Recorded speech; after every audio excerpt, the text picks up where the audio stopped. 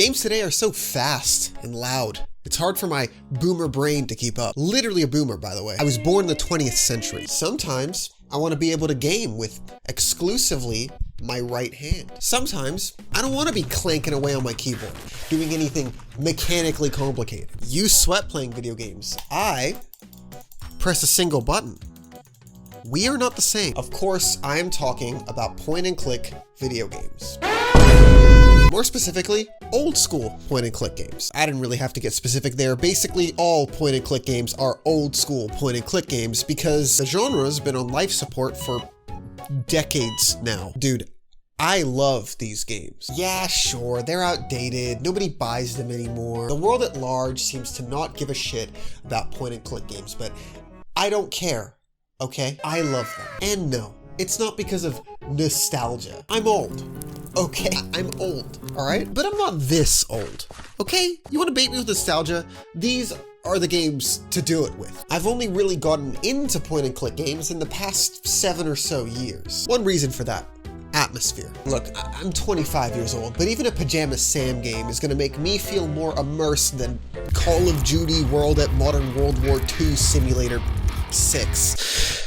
Or whatever there's something about the way point and click games force you to analyze the environment, take your time, and actually look at everything to progress. When a game's world is well written and carefully designed, this sort of gameplay will immerse you like nothing else. I really want to emphasize that I love this style of game because I'm about to spend the next 1,552 words shitting on it. The topic of this video is that these games, this whole era of games, are obtuse as fuck. The puzzles run on some sort of alien logic that not even NASA could decipher. You like that vocabulary? Obtuse. I just learned it. My nose, you know? Yeah. Are my lines good enough? I don't know if I'm good at this. I recently finished a game called The Longest Journey. It was great. It runs like shit, but it was really good.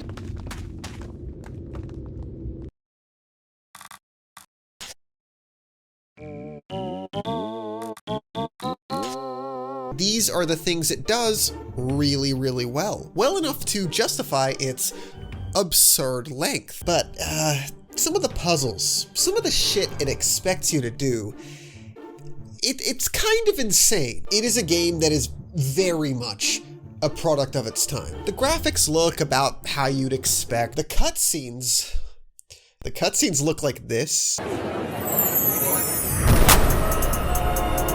Hold on, is that Racky?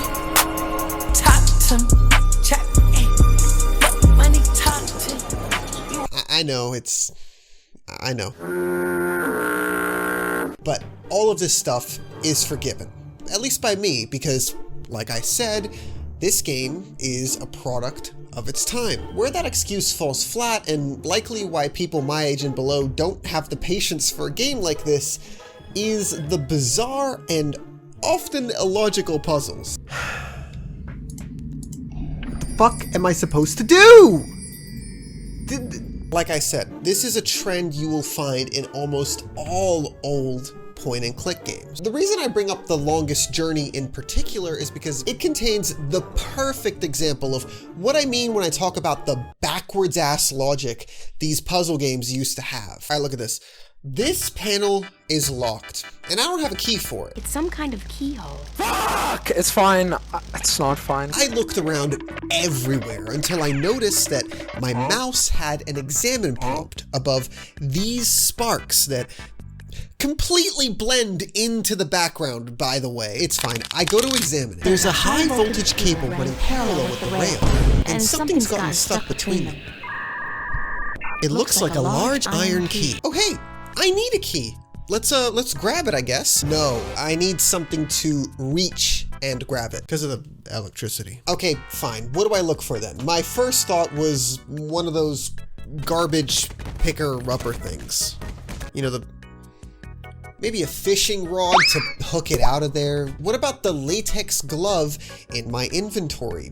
Latex is not conductive, so let me pick up the key, man. You know, the crazy part is, this glove is used later in the game for the explicit purpose of protecting yourself from getting electrocuted. Exactly the same thing I'm trying to do now.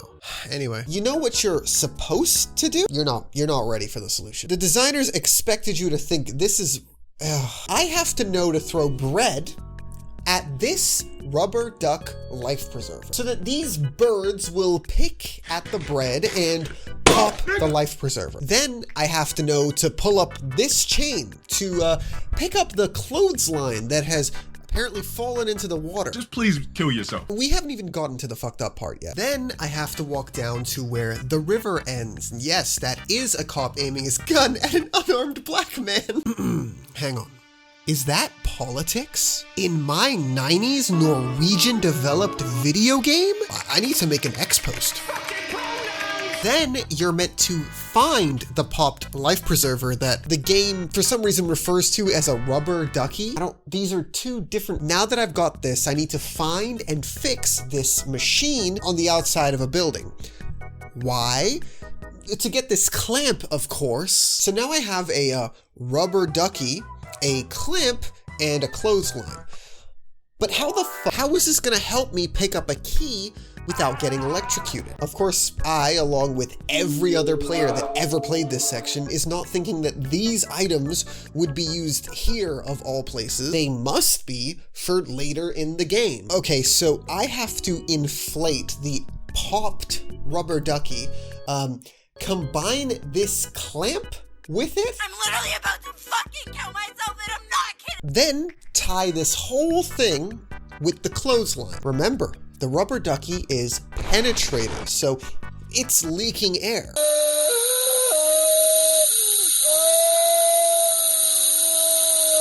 We're on a time limit in a point and click game. Next, we use this monstrosity we just created to somehow fish out the iron key from the tracks. That's the solution. Let me go over this. There's no magnet here. The clamp has just been stuffed into the middle of this quickly deflating life preserver. There's no way to close the clamp so that it can grab the key. I guess the rounded part of the clamp is acting like a hook? Nope. Look at this iron key. What it actually is a square chuck wrench, meaning there's nothing to hook onto here. What's the point of the inflatable duck ring? Just to confuse me? Okay, mid-edit voiceover me here. It's currently 3 a.m. and I'm staring at this clip over and over again while editing this video. And I think I've realized how this contraption is meant to work. So the inflated duck is actually forcing this clamp open, and as the duck deflates, the clamp slowly closes. I don't know about you, but this is quite possibly the stupidest way to pick up anything, really. So fine, the solution is physically possible, but you know what? I still think you'd have to be insane to figure this out on your own. And you know what? Everyone else had this issue too, all right? This is a no exaggeration. When I caved and searched up the answer to this puzzle, I didn't feel stupid. I didn't feel like I cheated. The only thing I could think was, who the fuck would ever think to do all of this in succession? And this is just one example. What about the dig? Bro, all he can do is dig. He's such a digger. Where you have to recreate an alien turtle skeleton from its bones. I don't know what an alien turtle's bone structure looks like. And the pieces rotate. No exaggeration, there's like 10,000 ways you could rearrange this shit. Or what about I have no mouth and I must scream? Sorry, I have no cock and I must come. This part, where you have to walk in and out of the same door 3 times to be teleported to the next room.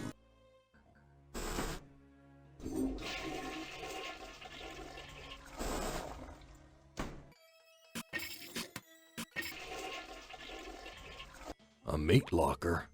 How'd I get?